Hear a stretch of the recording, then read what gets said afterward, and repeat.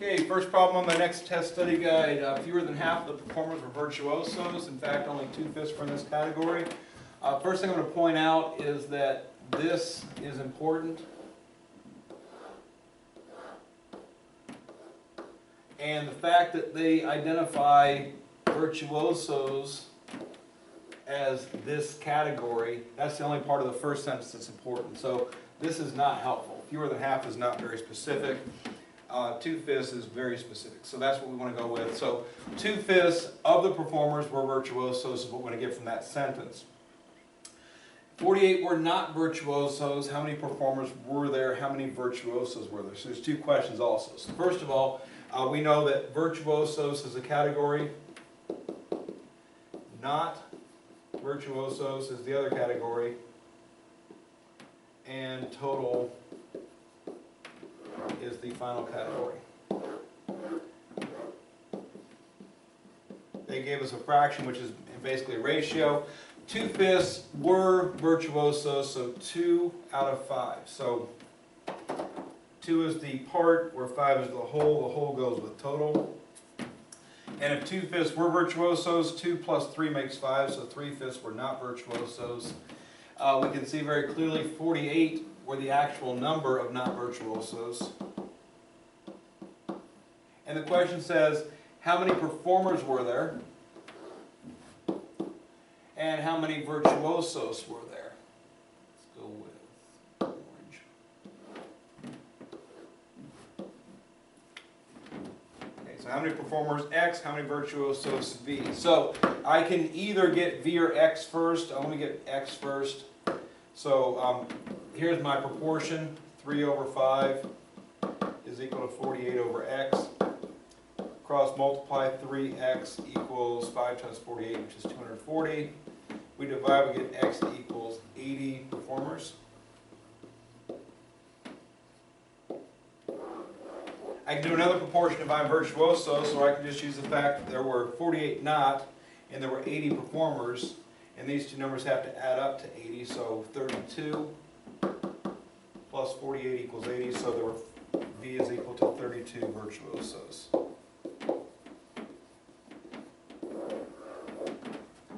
Once again, by proportion, using this proportion here, 2 over 3 equals V over 48.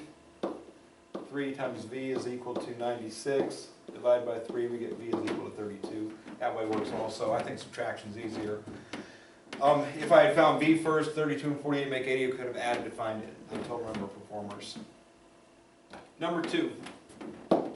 The expensive ones cost $8, whereas worthless ones sold for only $3 each. Monongahela spent $158 and bought 5 more worthless ones than expensive ones. How many of each kind did she buy? So it's a value problem, a value word problem. So we have expensive, we have worthless. We're going to make number variables, and we're going to have value variables. The values are given to us in dollars, so I'm going to make note of that. The number is just going to be letters to represent the number of things we're purchasing. E and W would work quite well for this one, expensive and worthless. And every expensive one is $8. We bought E of them, so 8E is the value of the expensive. And every worthless one cost $3, and we bought W of them, so 3 times W is how much money we're spending on worthless ones. And then we got to take a look at the facts in the problem. Fact number 1. Monongahela spent $158. That is a statement of value. So I can make an equation based on value variables. $158, these values are in dollars, so the units match up, so I don't have to do any modification. What she spent on expensive plus what she spent on worthless is equal to what she spent total. The second statement of fact they give us is that she bought 5 more worthless ones than expensive ones. Okay, you need to make sure you pay close attention to detail on this equation that you get things set up properly. How many she bought has to do with a number of things. I'm going to use a black pen to represent this.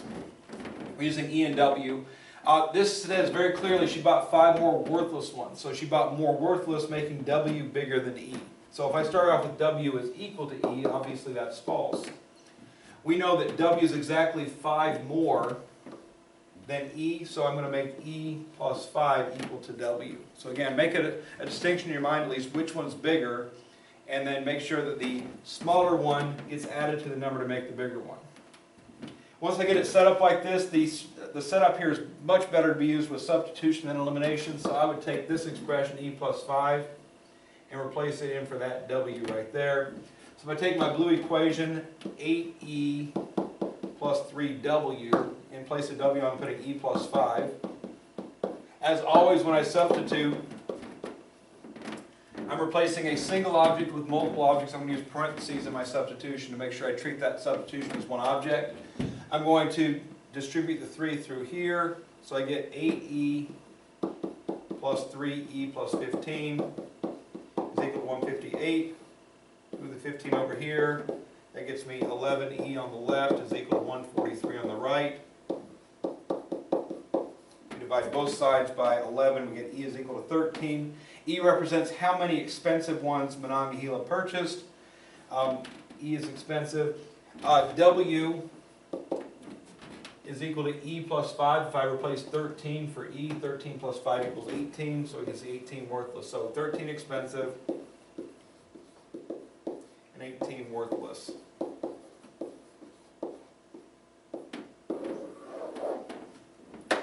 Alright, and again, the main key to that is that you set up this system properly and then you solve it properly. You should expect a whole number answer. So if you don't get a whole number here, chances are you probably messed up on that equation. That'd be the first place I'd look to fix it. Number 3, find 4 consecutive even integers. So let's focus on those words. Okay, what I'm looking for is a pattern. Even integers have a +2 pattern.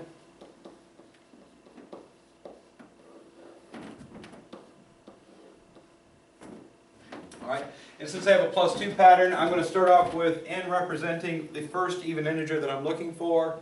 Then if I apply the pattern to find the list, I'm trying to find 4, so I add 2.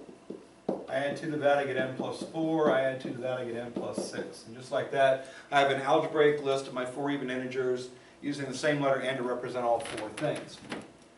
Once I've established the 4 integers algebraically, next job is to start writing the equation such that it is the words that precede the equation. It says -4 times the sum. I can't multiply by a sum unless I use parentheses, so -4 parentheses. The sum is going in the parentheses. The sum of the first and fourth. Alright, here's the first, here's the fourth, and we're supposed to be adding those together. That goes in the parentheses, so n plus n plus 6. Is means equals. 30 greater than, we always ignore greater than and less than until the end. Now here's the part where most of you are going to mess up if you're not careful. So pay close attention to this. The opposite of the sum of the second and third.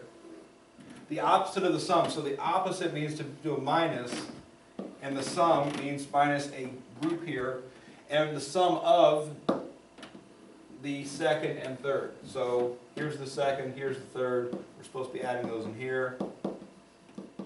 Be very cautious that you subtract or you minus the entire sum there. You don't just minus the first piece of it.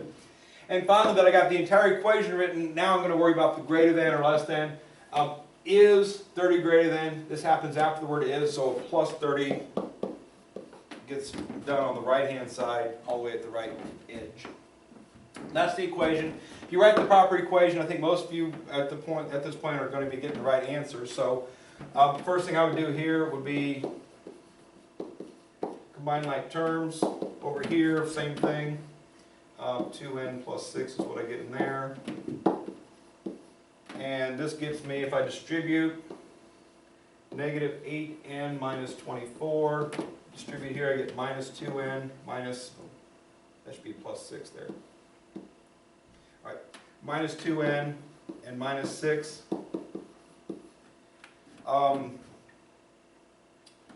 I'd probably move the 8n over to the right and this -6 and 30 over to the left. So plus 8n goes over here. Altogether, that makes a positive 24. So I'm going to put a minus 24 there. Minus 24 and minus 24 make minus 48. Addition because the signs are same, and negative because they're both negative. Negative 2 and 8 subtract to make 6n. Positive because 8 is bigger than 2. We divide both sides by 6, we end up at n is equal to negative 8. We are looking for even integers. If you get an even integer, you should be pretty comfortable that you probably did everything correct at this point. Once I get my first even integer, the job says to find 4. I've only found the first one. I'm going to add 2, 4, and 6 to that number. So negative 8 is the first one, plus 2 makes negative 6, plus 4 makes negative 4, plus 6 makes negative 2.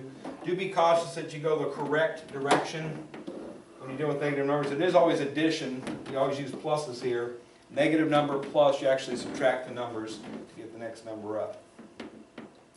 Number 4, long division. It's just a matter of doing it properly. The divisor is negative 1 plus x, which I would write as x minus 1. Always go descending order. And the dividend is this, which is missing x squared. So I would put negative 3x cubed plus 0x squared minus 1x plus 4. If you want to put a 1 there, it doesn't hurt. Just remind yourself there's a coefficient. We're dividing by x, and again, dividing by x, just you always divide the first object by the first object. All that happens in this process is the power of x goes down by 1. The sign stays the same. We're dividing by a positive x. So in my division, first thing divided by first thing is just going to make the exact same thing as the first thing with 1 less power. So this is the first thing, the power dropped by 1. So the division step is going to create that structure every time. Multiplication part of this, multiply this times both things. Be very careful, this is a negative number being multiplied by a negative number makes a positive number. Negative times positive makes negative. Make sure the signs are working out as they should. When you multiply, get whatever you get, don't worry about modifying anything. Once you do that, we're supposed to subtract this product, and subtracting is changing signs. So it's minus 3x cubed becomes positive, positive 3x squared becomes negative. These always should be opposites. That's why they cancel. Negative 3x cubed, positive 3x cubed, they cancel. These are whatever they are. 0 minus 3 makes minus 3. X squared is the thing that made them like terms. Bring everything else down and do the process again. Negative 3x squared divided by x is negative 3x. Negative 3x times x is negative 3x squared. Negative 3x times negative 1 is positive 3x. This is my product. I'm supposed to subtract my product, so negative 3x squared becomes positive, positive 3x becomes negative. Negative 3x squared, positive 3x squared are opposites, they cancel. Minus 1 and minus 3 are the same sign, so I add those numbers together. 3 is bigger, so it's negative. One more time, as long as we have an x down here, we got to keep dividing. Negative 4x divided by x is negative 4. Again, each time I'm getting a sign here, plus or minus, always put pluses and minuses between those terms. That sign is determined by the quotient I'm dealing with. Opposite signs give me a negative 4. Negative 4 times x is negative 4x. Negative 4 times negative 1 is positive 4. I'm supposed to change the signs. Negative 4x becomes positive, positive 4 becomes negative. Negative 4x plus 4x cancels. Also, 4 minus 4 makes 0. That's not a requirement that that happens, but it can happen. So, negative 4 plus 4 is 0. No remainder, which means the answer is simply this nice answer. If this were a remainder, let's say positive 2 plus 2 over x minus 1. Negative 5 minus 5 over x minus 1. So whatever the remainder is goes over the divisor with a plus or a minus sign after the last term in the answer. Number 5. Solve for the unknown variables. What we have here is a main equation that has all the variable types in it. And then we have a bunch of things about the variables. So what I'm looking for is the equation has all the variables in it, and then I'm looking for this right here, something about all the variables. R of g is equal to something. R sub b is equal to something. T sub b is equal to something. Those three things have a different form. T sub g doesn't have a different form. It's down here, but it doesn't say it equals something else. So these three things equal something else, so those three things are going to be replaced. So the first step after we're ready to go is to replace these three objects with these three things. And notice T sub b is equal to multiple things, so parentheses around that treated as one object as usual. So R sub g is 5, T sub g I don't know, plus R sub b is 12 times T sub b, which is T sub g plus 2, equals 109. All I did was I took that equation and I rewrote it, replacing R sub g with its value. T sub g had no replacement, it stays that. plus r sub b changed to its value, times t sub b changed to its value, equals 109. So it's just a bunch of substitution all at once, but that's all that is, just a bunch of substitution. By doing that, I went from 4 variable types into t sub g as single variable types. Now I can solve this using basic algebra. Distributive properties necessary here. So 5t sub g plus 12t sub g plus 24 equals 109. Slide the 24 over to the right, make it negative. 5 plus 12 is 17t sub g on the left-hand side. 109 minus 24 is equal to 85. Divide both sides by 17. T sub g is equal to 5. And then t sub g equals 5. 5 plus 2 equals 7, so t of b is equal to 7. Okay. Solve for the unknown variables. These are both known. These are the ones that aren't known, so that's what you're trying to find. And once you find one, it's pretty easy to find the other. Number 6. Simplifying radicals. Notice that these are being multiplied together, and it's being subtracted by this. So we have two pieces to this problem that have to be dealt with separately. Now the blue part, I'm going to multiply the numbers outside, so 3 times 3 makes 9. Inside, rather than multiplying 5 times 20 to make 100, just to have to break it back down, I'm going to do a factor tree. 5 is already broken down. 20 is 5 times 4, which will break down further to 2 times 2. So there's 5, there's 20, and again, rather than multiplying together just to break them back apart, they're already partially broken, I just broke it the rest of the way. If I continue on with the blue one, I've got a pair of 5s, and I've got a pair of 2s. Everything got extracted from the radical, so the radical's gone. So basically, if all this gets circled and taken out, everything has a pair, the radical is now no longer part of the problem. What's left is a bunch of numbers being multiplied. 2 times 5 is 10, times 9 is 90. Everything about that term got me to here. It has no bearing on the red term. Okay, that part of the problem is its own part of the problem. The red part, I would want to simplify the square root of 200. 200 is 4 times 50. 4 is 2 times 2. 50 is 5 times 10. And 10 is 2 times 5. So 2 times 2 times 5 times 2 times 5.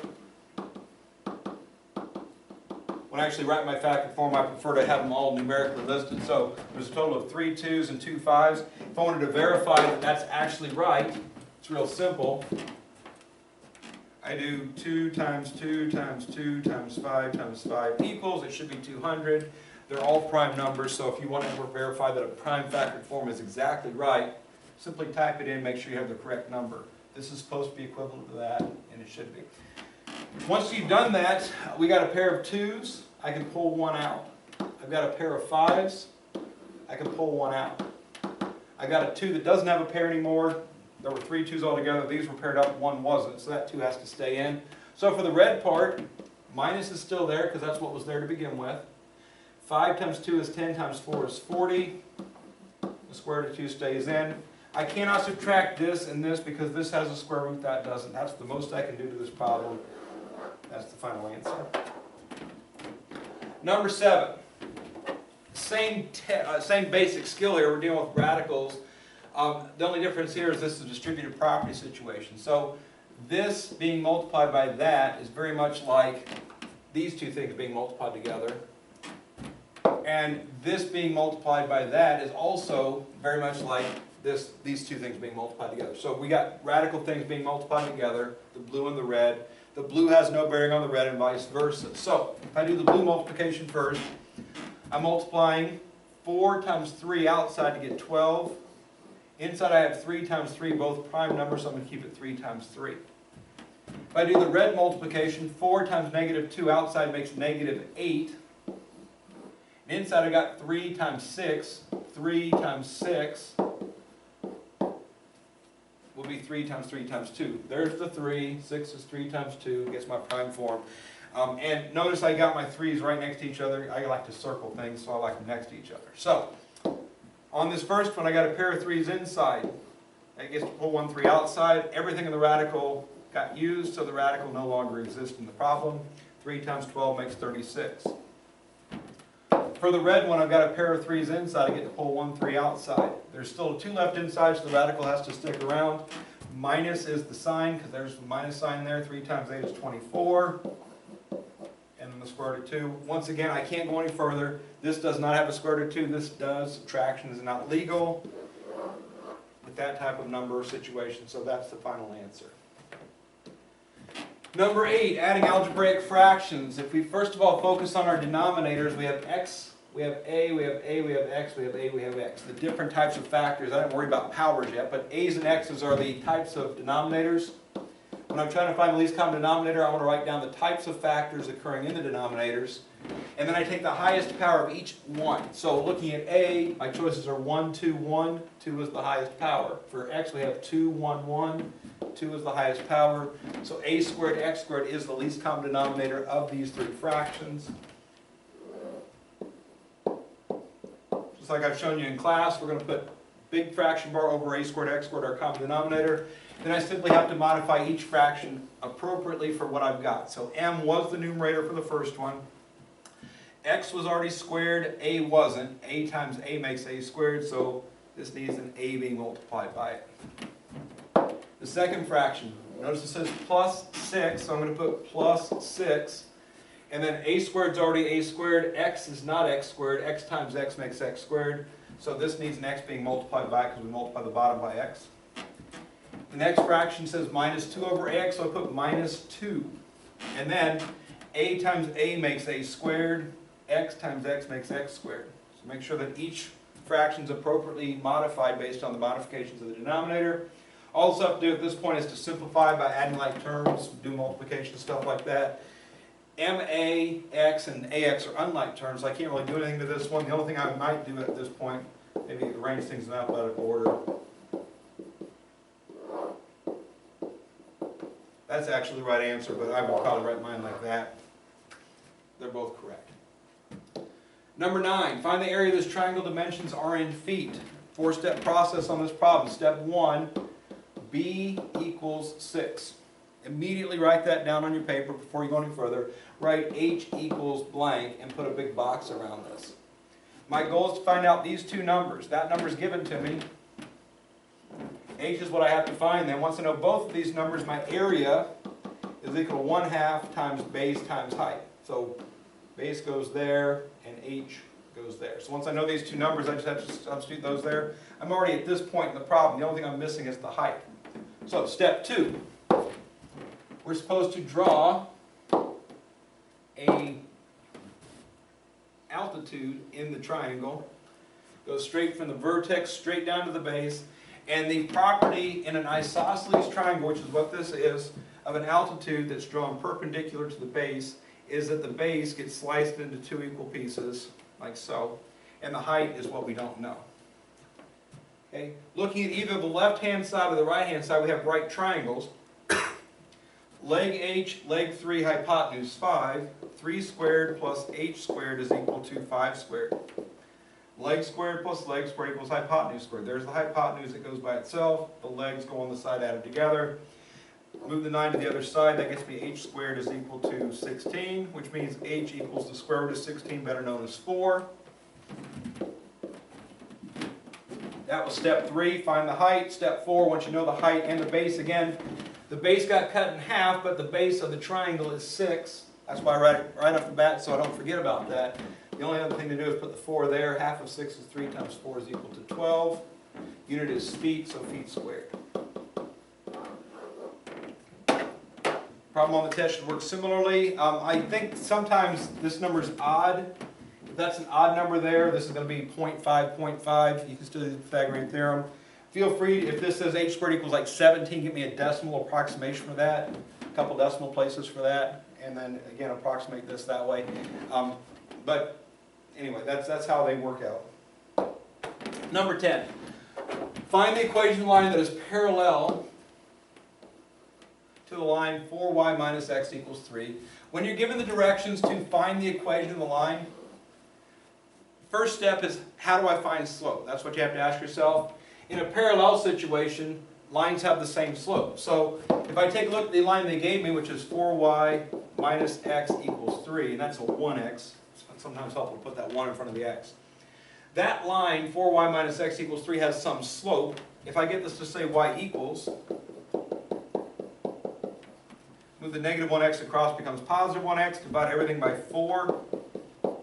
I get y equals 1/4 x plus 3/4. Slope resides in front of x.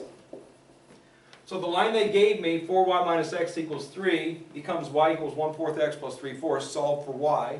The number in front of x is the slope. The slope that I need to have is the slope that I do have. So this 1/4 is the slope I actually care about. So for this specific problem on the test, the equation line parallel, get this equation, say y equals the number in front of x is the slope you care about. At this point, once you know what the slope is, the next task is what is the y-intercept? What you need to find a y-intercept is a slope which is found at a point that they gave us. So this is the part where this point is necessary to use, along with the slope we just found. We go to y equals mx plus b structure, because it is a line we're dealing with, and lines fit the y equals mx plus b structure. Y is 1, x is 12, m is 1/4. These three values can be replaced with these three values. 1 for y, 1/4 for m, 12 for x. I've always recommended to do the 1/4 times 12, the fraction multiplication here first. 1/4 times 12 is equal to 3. If it ends up being a whole number, let it be a whole number. 3 over 1 is not going to help the problem become easier. So 1/4 times 12, 12 divided by 4 is 3 times 1 is 3. All right, 3 is what we get. This is not a fraction, so I don't have to worry about a common denominator. Then I write the 1 down. If this had come out to a fraction, 5/7, this is 7/7. So, you know, if there's a fraction here, get the fraction first, see what the denominator is, then make this have the common denominator. Move the 3 to the other side and subtract 1 minus 3 is -2. Slope is 1/4, y-intercept is -2. Slope and y-intercept get replaced. Y equals 1/4 x minus 2. The most common mistake for people who know how to do everything in this problem is they get careless right in the answer, they forget the x. So be careful that y and x belong in the equation. M and b are the numerical values that need to be replaced with their actual numerical values that we determine in the work to get the right answer. Number 11, find the equation line that has a slope of -1/3, passes through 3, 5. This basically is the same problem as number 10, except they're starting us off right here. We know the slope, we know a point it passes through. Slope is known, point it passes through is known. So what I know is m is -1/3. What I know also is the point it passes through is 3, 5. That's m, that's x, that's y. Y equals mx plus b is legal because it is a line. So m, x, and y get replaced for mx and y, so y is 5. M is -1/3 times x, which is 3, plus b, which we don't know yet. -1/3 times 3 is equal to -1. Once again, -1/3 times 3 happens to be an integer, so let it be an integer. Don't put -1 over 1. That just becomes unnecessarily hard to look at. So -1/3 times 3 is -1. We move the -1 over, it becomes +1. 5 plus 1 is 6. So slope is -1/3. Y-intercept is +6. Y equals mx plus b is the structure. Y equals -1/3 x plus 6. And those two problems are basically the same kind of problem. The only difference is how you find slope here. Get that to say y equals, that's not how you find slope. This one they actually tell you the slope of the point, so you're ready to go right off the bat. Number 12. Solving an equation with fractions and mixed numbers in it. My first step that I would always do on this is I make all my mixed numbers into improper fractions.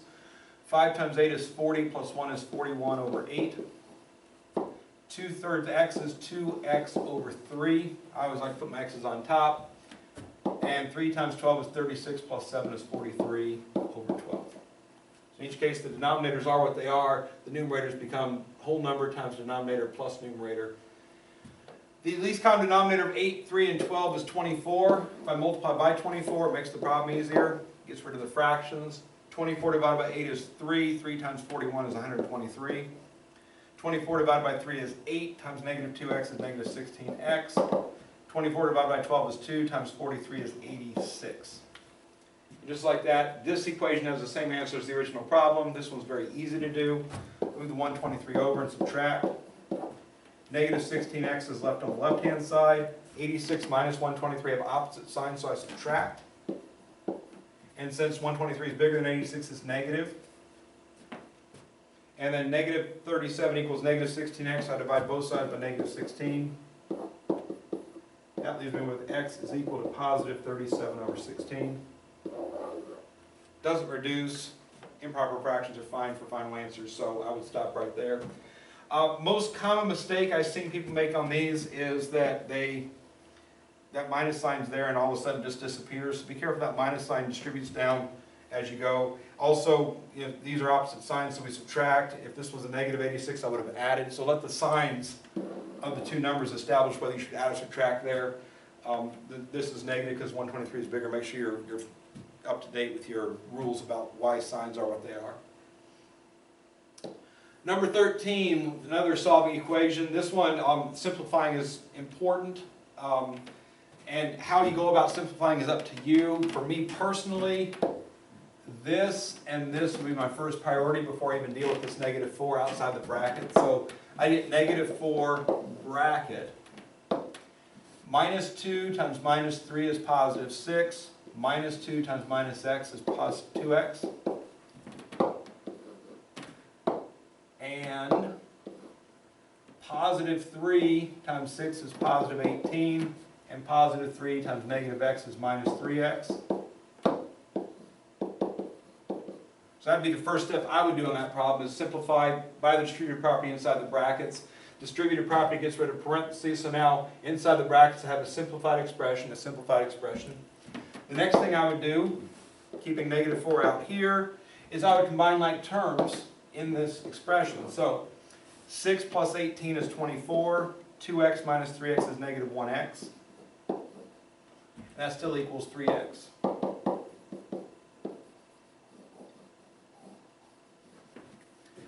All right, at this point, now the group here, the bracket, has been simplified down to just a simplified expression. I can't make 24 minus x any simpler. Once this inside here is as simple as I can get it, now I'm going to distribute the negative 4 through. Negative 4 times 24 is negative 96. Negative 4 times negative x plus 4x is equal to 3x. And what's left to do now is to solve for x. I would probably move the 4x over since there's only 2x terms and there's only one non-x term. Keep it negative 96 where it's at. 4x moves over, becomes negative 4x. This 96 is a negative 96. 3x minus 4x makes negative 1x. Subtraction because the signs are different. Negative because 4 is bigger than 3. Divide both sides by negative 1. 96 divided by 1 is 96. Two negatives in a division problem make a positive. So 96 equals x is the right answer to that problem. Number 14 is simplification of powers by the distributive property. First thing I would do is I have the outside object. I got the first inside object and the second inside object. I want them to be as simple as possible. Simple means one of each letter, all powers positive. So looking at the red circled one here, I got a 0 power which makes 1. 1 times stuff doesn't matter. I've got too many y's and I got a negative power here. So this y to the negative second belongs on top as y to the second. 3 plus 2 is 5, so I got negative y to the fifth on top. I got y to the fifth on the bottom. That makes a total of negative 1. No guarantees that happens on the test, but the outside thing in this case is negative 1. Then I got my bracket. The green circled object, there's one x, there's one y, the powers are positive, that is ready to go. The blue circled object has too many y's in it. It is minus. The 6 is fine, the x is fine, too many y's. Y squared belongs on top. That leaves me a 1 on the bottom, which over 1 doesn't matter. So I'd probably leave it like that. So negative 1 times x over y minus 6xy squared. One thing I kind of glossed over here, but I want to make sure that we understand why. X is being raised to the 0 power, the minus sign's not. That's why the negative sticks around. That makes 1. The minus sign is not being raised to the power. At this point, I would distribute. Negative 1 times x over y makes negative x over y. Negative 1 times negative 6xy squared makes positive 6xy squared. The end. That's a fraction, that isn't. The plus sign separates to make sure this fraction bar doesn't extend. That's a term, keep them separate. example 15 or number 15 here. This is just simplifying power expression. Probably the trickiest part of this whole problem is this negative 3x to the 0 to the negative second. This negative 3 is to the first power. It's being raised to the negative second power. So what's happening there is minus 3 is the base, and the power of 1 times the power of negative 2 makes negative 2. We multiply inside times outside power. The base is what it is. The powers multiply together based on the rule. X to the 0 to the negative 2 makes x to the 0, because 0 times negative 2 is negative 2. This x cubed, y to the 0, y to the first, and y to the sixth, all these four guys aren't being affected by this step, so I don't mess with those. I leave those as is. On the bottom, I've got x to the first, y to the negative third squared. So x and y stay the bases. 1 times 2 is 2. Negative 3 times 2 is negative 6. For this one here, same deal as this one. Negative 3 to the first power. Negative 3 is the base. It's being raised to the negative first because 1 times negative 1 is negative 1. X is the base. Negative 2 times negative 1 is positive 2. So step 1, deal with all your parentheses powers. If you have a numerical value with a minus sign on it, then the parentheses stick around for one more step, or maybe a couple more steps. Just make sure the minus sign is being raised to the powers in each case. Next. All my negative power objects need to move, and all my zero power objects need to go away. So negative power moves, negative power moves, negative power moves. Zero power equals 1 times 1 doesn't do anything, so we just throw those out. So the three things circled in green need to move. This down, these two up. Everything else that's not circled stays where it's at. So for me personally, I like my numbers in front, so I would put negative 3 to the first up here, then y to the sixth. I'd put negative 3 squared in front. So those are the three guys that are circled that all moved. Again, the numbers raised to powers are still keeping the parentheses around. Everything else is right where it belongs. So x cubed and y to the first and y to the sixth on top. On the bottom, x squared and x squared. Be careful in that step. You're circling stuff, you're moving some things. Make sure that everything gets transferred over, either that it moved or it stayed where it was. But every piece of that problem is still over here. That tends to be an issue for some of you also, that just there's so much stuff on your paper that something kind of hides in between something. So be careful that everything gets accounted for in that step. It doesn't happen so much anywhere else. Everything else is pretty straightforward, but from here to here tends to be where things tend to get dropped off, so be careful. All right. Next step is simplification by multiplication. And this is where I'm going to evaluate my powers. So negative 3 to the first is negative 3. Negative 3 to the second is positive 9. So the whole time I have these parentheses there because negative 3 is the base, minus 3 and minus 3, because it's squared, makes a positive 9. Minus 3 to the first makes a negative 3. So be careful that all the way through, if there's a minus sign inside the parentheses, that it stays inside the parentheses until you evaluate. What's left then on top, I've got a bunch of letters here. Too many y's, perfect number of x's. So x is exactly right. Y. 6 plus 1 plus 6 is 13. On the bottom, I have too many x's. 2 plus 2 is 4.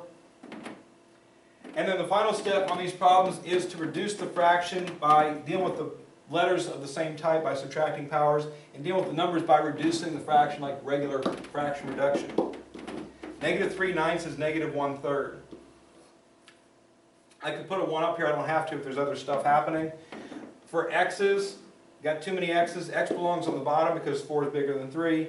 4 minus 3 is equal to 1. First power doesn't have to be written. Y to the 13 belongs on top. And again, the 1's not necessary. If you put it there, it's not wrong. You can if you want. I personally wouldn't. My answer would look like this, maybe. There we go. That's how I'd leave my answer right there. I think all of you know how to do that problem well. Again, issues happen. Something disappears here. Maybe something with the numbers might throw you off a little bit. So be careful that you have the exponent rules for the letters to powers. You have just basic numerical evaluation for the numbers raised to powers, that you do all that correctly within the same problem.